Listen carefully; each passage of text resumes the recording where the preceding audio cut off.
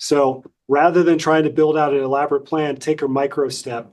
What is the smallest action you can take to validate that your idea is going to work? Welcome to Unstoppable Podcast with Harry Sardinas, inspiring conversations with influential millionaires, investors, thought leaders, entrepreneurs who are making a massive difference with their innovative products and services, and sharing the challenges and the wisdom of how they sold their first million.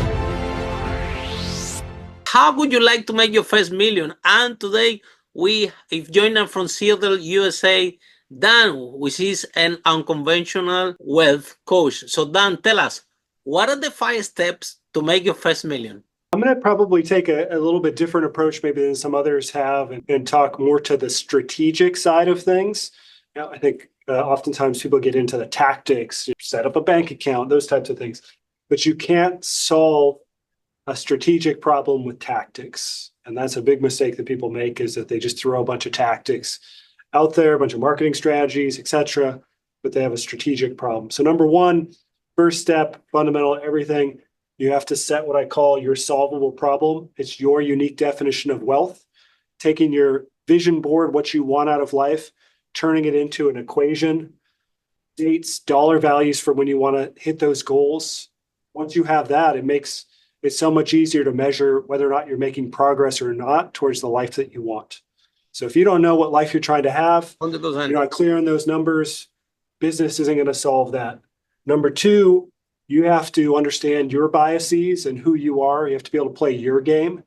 So if you really want to get success in business, play to your strengths. Study the billionaires or people who've done things in the extreme. They were eccentric before they were billionaires. Elon Musk, Bill Gates, etc. They were weirdos before they made a bunch of money, right? But now some of us don't like those people, but some of us, really cherish these eccentricities. They play to their strengths. Don't play to your weaknesses. Have to be very clear on your biases, who you are. Number 3, set money rules in advance. I've talked to over 2,000 business owners. I asked them, what are your rules around money and finance? They don't have any rules other than just make as much as possible.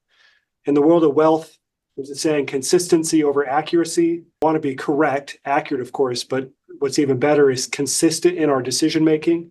You need rules, which basically become an investment thesis.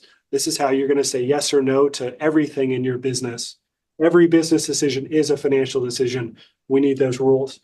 Number 4 is a principle of mine. It's called micro steps. We've been taught this whole idea, fail to plan to fail. So we build out these elaborate plans that have no data. We have no idea if this 10-step plan is going to work. Each step in the process that isn't 100% certain reduces the overall probability of success. That's called system reliability. So rather than trying to build out an elaborate plan, take a micro step. What is the smallest action you can take to validate that your idea is going to work? Make a post asking if people are interested.